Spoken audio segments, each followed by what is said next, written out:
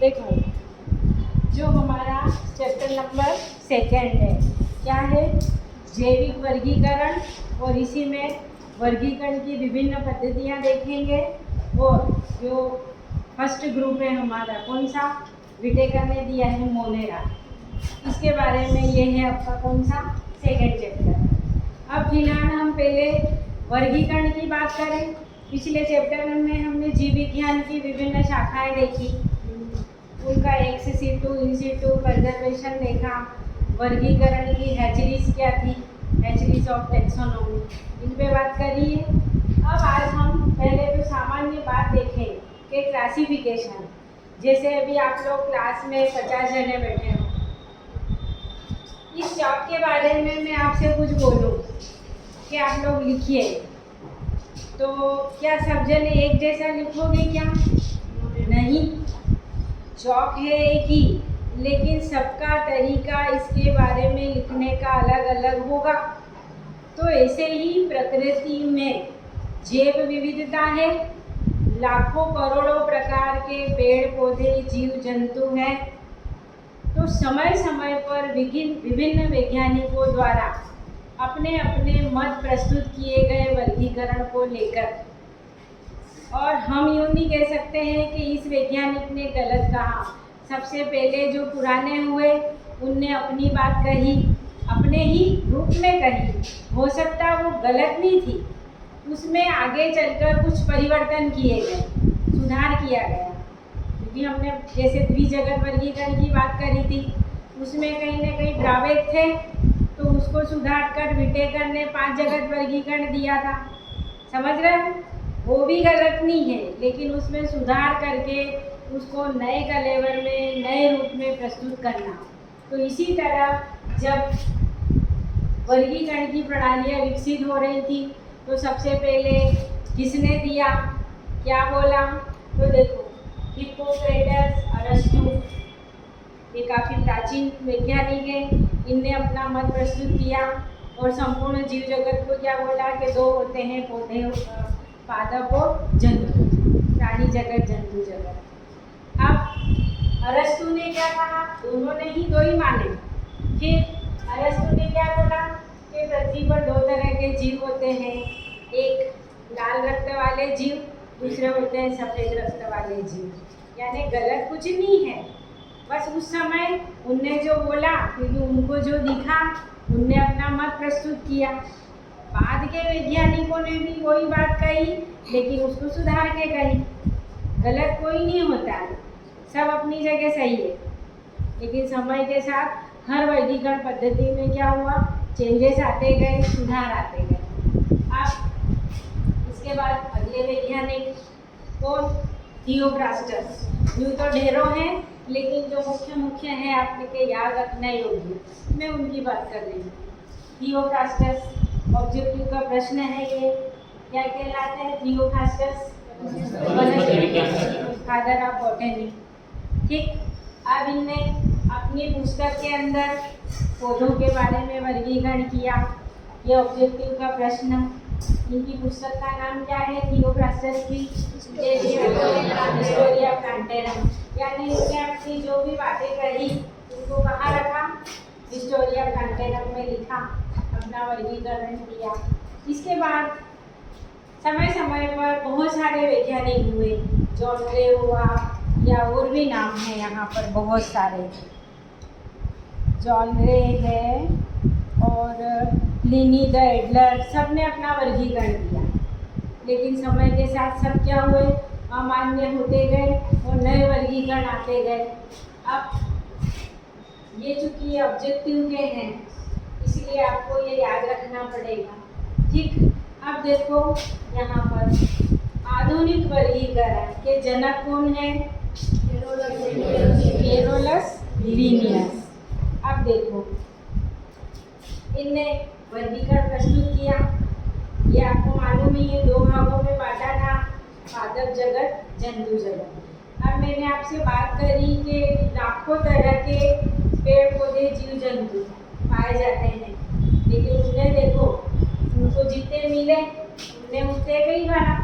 फिर बाद बाद में लगातार खोज होती जा रही है, तो वो जीव उसमें ऐड होते जा रहे हैं।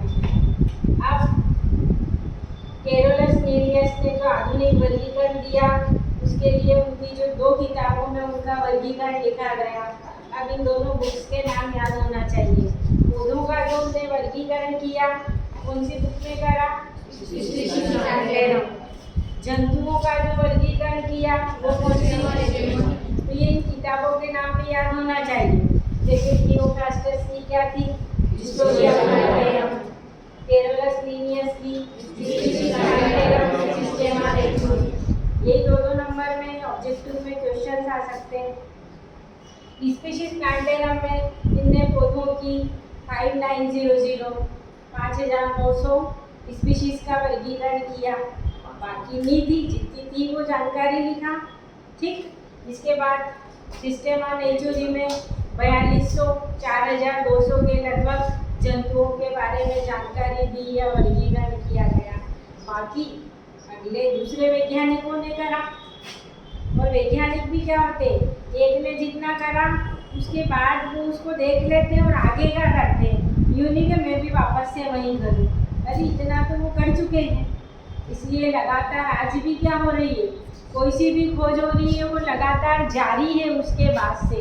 इसलिए नए नए वर्गीकरण पद्धतियाँ, नए जीवों के बारे में बात की जा रही है। ठीक, इनमें कोई दिक्कत? इसके बाद इसी चैप्टर में आता है आपके वर्गीकरण की प्रणालियाँ। आप जब कॉलेज में आगे जाओगे बीएससी में, तो वहाँ आपको हर वर्गीकरण प्रणाली अलग अलग तरह की रहेगी। तो पहले हमको ये मालूम होना चाहिए कि वर्गीकरण की प्रणालियाँ कौन सी है। तो पहले तो आप इनके नाम देखिए। पहली प्रणाली कौन सी है? प्राकृतिक वर्गीकरण। दूसरी कौन सी है? कृत्रिम। और तीसरी कौन सी है? जाति वृत्ति, फाइलोजेनेटिक। अब हम यहाँ अभी लिखा मैंने सिर्फ प्राकृतिक के बारे में। अब प्राकृतिक वर्गीकरण प्रणाली क्या कहती है? अब देखो, अब ये ऑब्जेक्टिव के प्रश्न है। यही आ गया कि प्राकृतिक वर्गीकरण प्रणाली के जनक कौन है। तो आपको याद होना चाहिए कि ये 2 अलग अलग वैज्ञानिकों द्वारा दी गई। डी कैंडोले ने भी अपना वर्गीकरण दिया प्राकृतिक पद्धति के अनुसार, और दूसरे कौन से थे? बेंथम और हुकर। ये वैज्ञानिक हैं, इनने अपना वर्गीकरण कैसे दिया? प्राकृतिक वर्गीकरण के आधार पर। प्राकृतिक मतलब जो नेचुरल है। अब नेचुरल क्या होता है, क्या है इसके एस्पेक्ट? ये देखो मैंने लिखा कि प्राकृतिक वर्गीकरण में किन चीज़ों का ध्यान रखा गया। तो क्या ध्यान रखा गया? संरचनात्मक समानता, यानी बाहर से जो दिख रही स्ट्रक्चर, और फिर सरल से किधर की ओर? जटिल की ओर। इन चीज़ों को मेन चीज मतलब ध्यान लगाया गया। संरचना सरलता से जटिलता की ओर, और फिर उनके बीच में क्या देखी गई? प्राकृतिक बंधुता, यानी सेम होंगे वो तो उनकी आदतें, लक्षण सारा क्या होगा? लगभग सेम होगा। इसलिए इसको नाम ही क्या दिया गया? प्राकृतिक वर्गीकरण। और लिखा मैंने देखो कि इस वर्गीकरण में किस चीज़ को मुख्य आधार माना गया? सरलतम से जटिलतम की ओर बढ़े हैं हम। ये क्या कहलाया? प्राकृतिक वर्गीकरण। दूसरा देखो कृत्रिम। कृत्रिम वर्गीकरण किसने दिया? फिलहाल मैंने वैज्ञानिकों के नाम ही लिखे हैं। अभी पूरा बताएंगे इसको भी। थियोफ्रास्टस और कैरोलस लिनियस, इन वैज्ञानिकों ने कौन सा वर्गीकरण दिया? कृत्रिम, यानी इन्हें अपने हिसाब से प्राकृतिक नहीं माना। अब उसमें क्या विशेषताएं रहेगी अभी बात करेंगे। तीसरा क्या है? जाति वृत्ति, यानी जीवन का विकास किस तरीके से हुआ। वॉन बेयर की थ्योरी 10th में पढ़ी है आपने। व्यक्ति वृत्ति जाति वृत्ति को दोहराती है भ्रूणीय अवस्था में, यानी भ्रूणीय अवस्था में भ्रूण जिन जिन जीवों का आकार ग्रहण करता है, यानी उसका विकास उन जीवों से हुआ है। आप याद करो, जेनेटिक्स में एक बना हुआ था, नहीं मालूम, जैसे हम हैं, मनुष्य के भ्रूण का विकास 9 महीने में होता है, फीमेल के यूटेरस में।